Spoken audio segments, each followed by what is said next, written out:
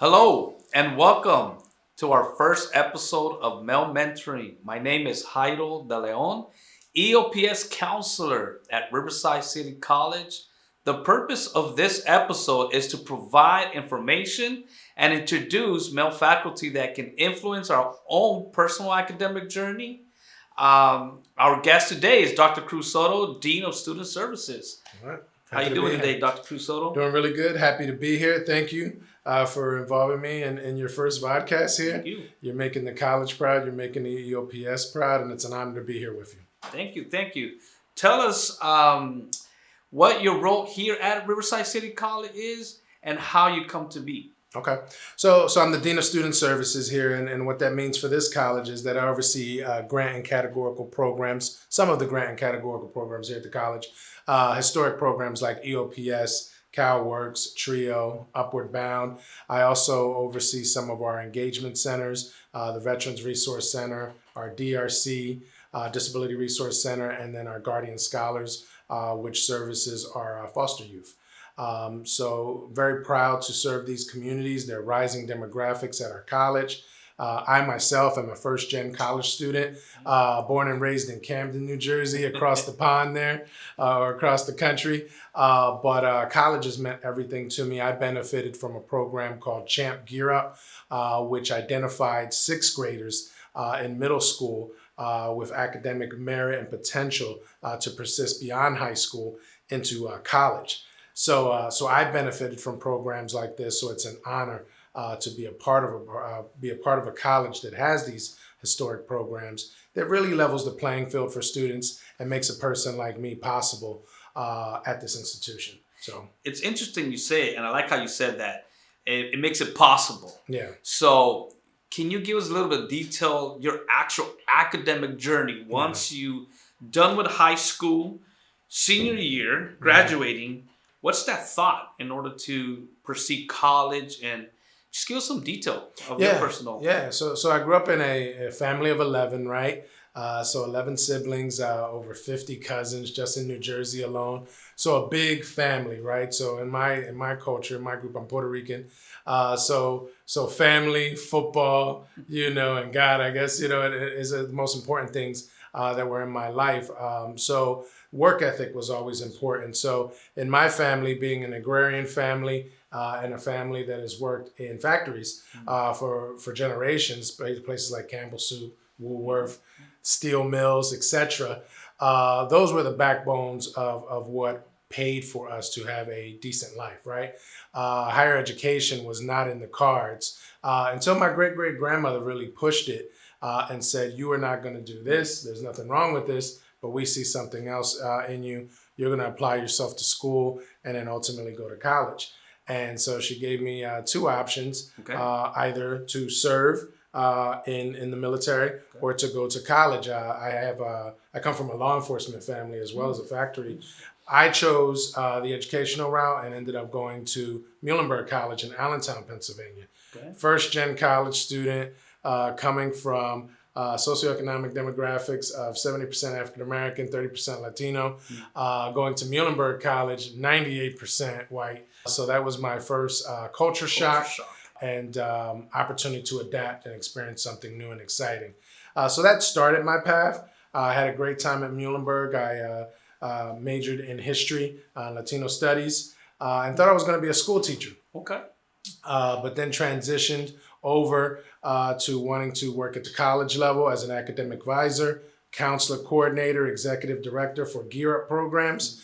And then I had the opportunity to direct the Cultural Arts Center at Colgate University in upstate New York.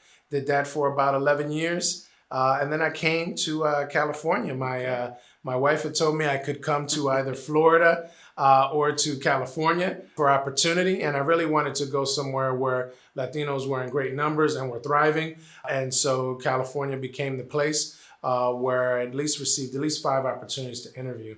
And Riverside worked out. So I've been here for 4 years and it's great to be here. Awesome, man. I appreciate your honesty because sometimes as individuals, we think that it's really easy without going through certain levels of struggles or like you didn't wake up and suddenly dean of student services. Right, You know, right. it was kind of an actual journey. Yeah.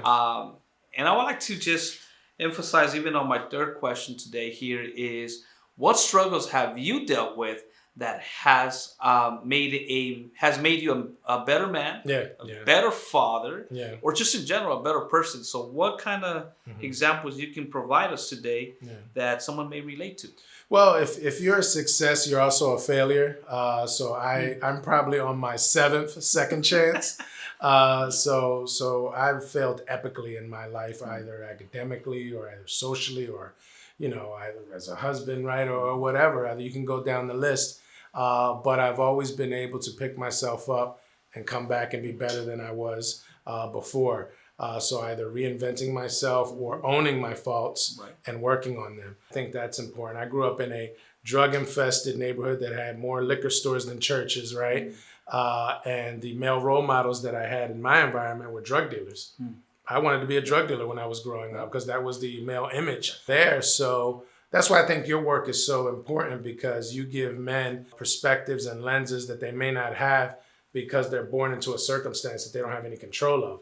And so, we get born into these zip codes that are plagued by certain things, and we only know what we know. So I've been grateful and humbled by the opportunities I've had, because it's changed my social trajectory and has helped me to see a different future for myself, which is translated to, wanting to give a great life to my daughter and wanting to continue to improve. And so, life's a journey. You're going to stumble, you're going to fall. You're going to have obstacles in your way. The key is to not make an excuse about it. I like that. And to take advantage of opportunities. Because we can all play the violin and talk about how hard it is for us. It's designed to be hard, right? Particularly for people of color. We're not supposed to make it. But what are you going to do about it? Right. Hopefully you're going to apply yourself, push yourself, and not make excuses for the barriers that are in front of you, but to fight and to make the most of your life. You only get one life. I appreciate that. Yeah. And I think your experience is an example of, just because certain cards were dealt for you. Yeah. You didn't just sit back and go, this is what I'm going to play with. Sure. Instead of, you know what? I'm going to get this new card. Yeah. I'm going to get this new card. Community college, get education, an opportunity. Dream big. Yeah, so absolutely. That's what I hear from you in your experiences, that sometimes it's not easy, but if you really want something, we can get it. Yeah. At the end of the day. Yeah. So, and education can make it possible. Yeah. I like that and appreciate that. Yeah. Now, one of the things, I have another question for you. What advice, and this is always something that I think as time goes by, what advice would you give to a younger version of Dr. Cruz-Soto? Like, if we can go back 20 years, ballpark, you're 18. I would take it. So 20 years ago, what would you say if you had a spit image of yourself? What advice would you give yourself? Oh, I think I would have saved more money, definitely invested as a younger version of myself. I would have invested more money, saved more money.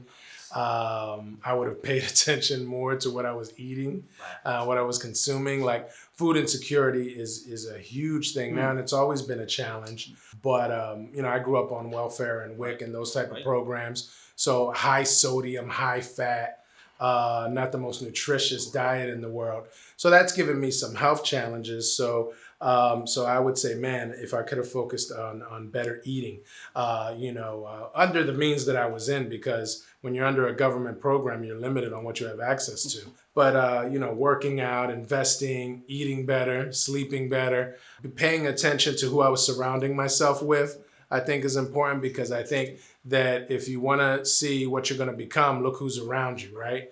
That's who you're going to ultimately become if you stay around certain circles. So I think paying attention more to that, working on my Spanish fluency more. So my parents are all from Puerto Rico. My grandparents, everyone was from Puerto Rico. They kept their Spanish language. I think when I was born in New Jersey, being a first English speaker, I lost some of that cultural identity. And so I speak Spanglish now, but I yearn to gain mastery. And I will one day, but I wish I would have it now. So I think that, gaining a greater cultural identity for myself, paying attention to my health, investing money, and I think enjoying, right? Enjoying the moments more. I think I've enjoyed my life up to this point, but I think I took a lot of things for granted. And socioeconomically poor people can also be privileged, right? Correct. Because though I was poor, my grandmother never allowed us to, act like anything else, but that we were great people. Right. So I wish I'd have enjoyed that more, that trajectory, that experience, that time, because it only gets more challenging as you get older. So I wish I would have enjoyed my youth more. I wish I would have enjoyed, those 18 to 26 years of age when I was getting my bachelor's, master's, and doctorate. Because now all I got are bills. And it's fun and it's amazing. But man, it was great when I was younger as well. Cool. So yeah. Thank you for the response. So see, guys, I'm telling you guys, it's really important to get a true meaning of a story, right? Yes. It's a good perspective that not everyone has a life on a silver platter. Yeah, it's true. So I really appreciate that. Now, fifth question I got, I think for myself, as time has gone by, I try to remind myself, maybe I didn't have what other people had growing up, but learn how to be thankful, right? Oh, yeah. Learn how to be thankful on the basic stuff that we forget because we're so focused and complaining about other things. Yeah. What is one thing you're thankful, Dr. Cruz-Soto? Oh man, I'm thankful for life every day. If you wake up every day, you're blessed, right? I'm thankful that I had the opportunity to obtain certain levels of degrees and certificates in higher education and in the nonprofit corporate field. So I'm grateful for that. I'm grateful to be a father. I'm grateful to have an amazing wife that keeps me humble. I'm grateful to work with amazing colleagues here at Riverside City College. And throughout my 22 years in higher education, I've been blessed with some folks that have challenged me and some folks that have made me better. And so I'm grateful for all that. And I think that that's one thing that as we go through the social ills of society, whether it be political, socioeconomic, race, or anything that we're going through, that we be grateful for the most humblest of things, and that's time. We're blessed with time. It's the most precious resource that we can have. It's not money. It's not anything else. It's time. And you don't know how much you have. So enjoy it and be grateful for it because, we all have a day, and so make the most of the time we have. Appreciate that. Yeah. Dr. Cruz-Soto, thank you. Thank you for your time. Thank you for your honesty. Thank you just for willing to do this, and be able to come through and say, hey, I'm here to answer your questions, to help our male students know that it ain't easy, but there's a reward at the end of the day. Oh, yeah. And if you put your time into it, it will make it happen. Thank you for watching. I really do appreciate. This is Dr. Cruz-Soto, Dean of Student Services. Thank you. If you see him, give him a handshake. I don't know, maybe an elbow, whatever works for you. But just know that we're here for you. We are a resource for you guys. I'm located, same as Dr. Cruz-Soto, we're located in the Kane building. I'm in the EOPS section as well. He's in the second floor there with me.